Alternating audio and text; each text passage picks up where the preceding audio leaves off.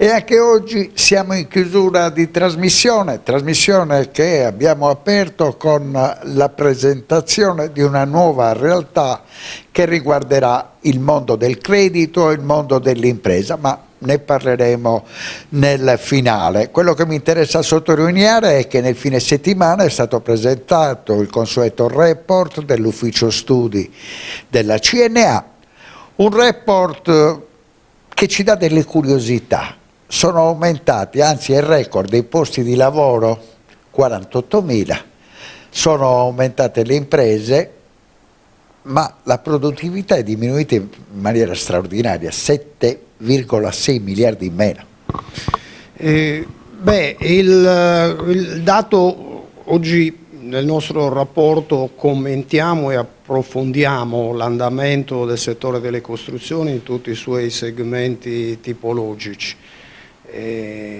Parliamo del 2025 e ovviamente con le stime e le previsioni dell'anno in corso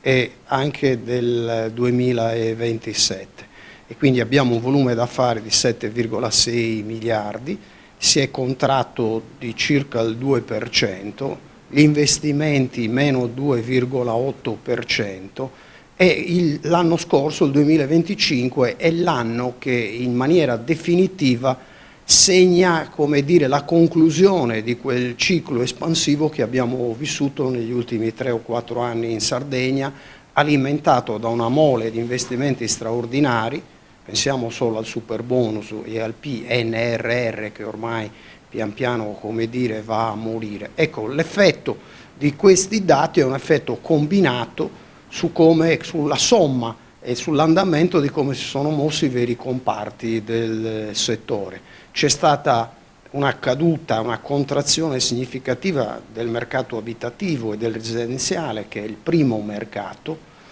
È andato davvero molto bene il mercato immobiliare, che da un punto di vista del volume d'affari 3,4 miliardi torna ai picchi dei primi anni 2000. Abbiamo un volume delle transazioni oltre 18.000, più 6% rispetto all'anno scorso. Teniamo conto che c'era comunque una dinamica positiva, le compravendite sono andate bene nei comuni capoluogo ma anche nei comuni minori, e abbiamo soprattutto il settore delle opere pubbliche e delle infrastrutture, che è il vero motore del mercato e che ha consentito e sta consentendo una vera tenuta del settore. Ecco, detto questo, osserviamo anche una ulteriore crescita dell'occupazione con un andamento che tende ad affievolirsi, e raggiungiamo il picco degli occupati, 48.000, siamo al più 47% rispetto al 2019. Ovviamente il settore, questa è la morale che dobbiamo trarre poi dall'andamento del mercato, ci dice che nonostante questa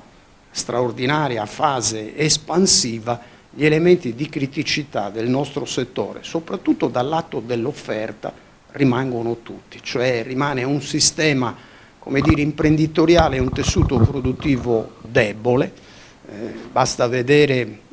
e analizziamo nel nostro rapporto il contributo che da un punto di vista delle gare pubbliche ha offerto il PNRR, quasi il 50%, 46% di tutte le gare che sono state bandite nell'ultimo quadriennio afferivano al PNRR. 5,1 miliardi, ma solo 176 milioni sono stati ad appannaggio delle imprese sarde. Questo pone non da oggi, ma oggi misura ancora più marcata la necessità per tutti i protagonisti e soprattutto per il decisore pubblico di capire da un punto di vista della prospettiva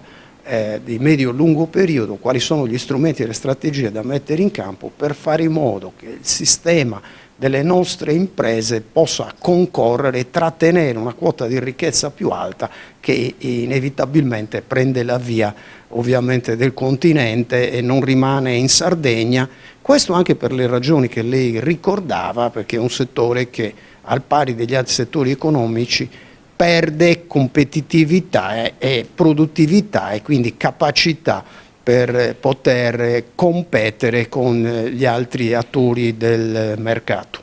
Ma quello che più preoccupa nel vostro report è quello che accadrà nel prossimo futuro, perché voi parlate di un 2026 con una flessione dello 0,4 e poi si arriva a 2,1 addirittura nel 2027. Sì, siamo in una fase di stabilizzazione del mercato con una tendenza progressiva a muoverci su contrazioni più significative. Ovviamente le previsioni, quando vengono spostate in avanti, tendono ad essere meno affidabili.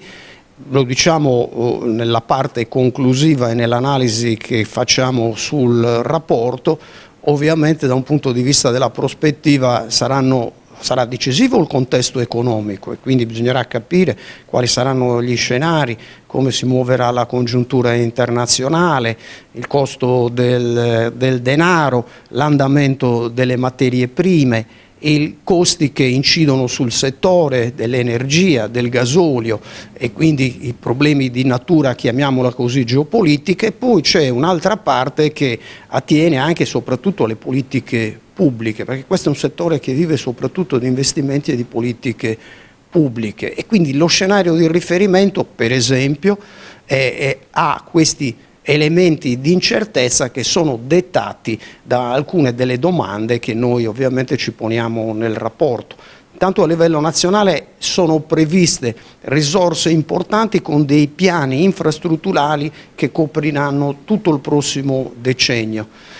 Sappiamo che c'è una direttiva Green che impone agli Stati nazionali di definire un quadro di riferimento e un sistema di incentivi per raggiungere quegli obiettivi. Abbiamo un piano casa nazionale che per i prossimi 10 anni impegna risorse significative, oltre 100.000 immobili, ma con tutti gli elementi di incertezza che possono ovviamente riguardare questi ambiti. Piano casa nazionale, per poter vivere devono essere completati 32 provvedimenti legislativi, sono piani di medio e lungo periodo che dovranno essere finanziati dalle prossime finanziarie in corso tutti gli anni e quindi si pone anche il tema delle risorse, insomma lo Stato sarà in grado, come dire, di mantenere questa propensione di investimento in questi ambiti considerando appunto gli scenari di riferimento. Non dimentichiamo che dobbiamo impegnare nei prossimi anni una quota significativa del nostro PIL per ragioni di difesa rispetto agli obiettivi già presi e già ci accorgiamo che nelle finanziarie che stiamo vivendo una quota dei fondi strutturali viene sempre più, come dire, asciugata e ridotta. Allora l'insieme di queste questioni avranno un impatto nel produrre effetti in termini positivi o eventualmente per produrli con un segno, diciamo, negativo. Quindi domina ovviamente l'incertezza e poi abbiamo appunto gli scenari regionali sugli strumenti e sulle cose da fare. Vorremmo che il decisore pubblico si applicasse in una riflessione più approfondita perché abbiamo bisogno di far crescere il sistema di imprese, cioè di renderlo protagonista e di fare in modo che in Sardegna rimanga una quota di reddito più elevata di quella che siamo in grado di trattenere oggi. E per fare tutto questo occorre il sostegno economico anche delle banche. In chiusura di trasmissione la novità che è nata venerdì scorso ad Arborea con la costituzione di un nuovo soggetto, una grande novità che nasce dal matrimonio tra Banca Cooperativa di Arborea, Unifidi Sassari e Confidi Sardegna, il consorzio di garanzia fidi di Confindustria. Una novità che va a inserirsi in quello che è stato il vostro rapporto che ha preceduto quello sul mondo delle costruzioni. Il credito. Sì, il credito è la propellente, la benzina che muove ovviamente l'economia e quindi noi non possiamo che salutare davvero positivamente la nascita di un nuovo soggetto che ci auguriamo protagonista nel mercato del credito, un soggetto locale che avrà ovviamente un'attenzione giusta alle dinamiche e alle aspettative del sistema produttivo locale, assecondandone i bisogni. Sappiamo e abbiamo commentato più volte, anche nel rapporto a cui lei faceva riferimento, che c'è una forbice significativa,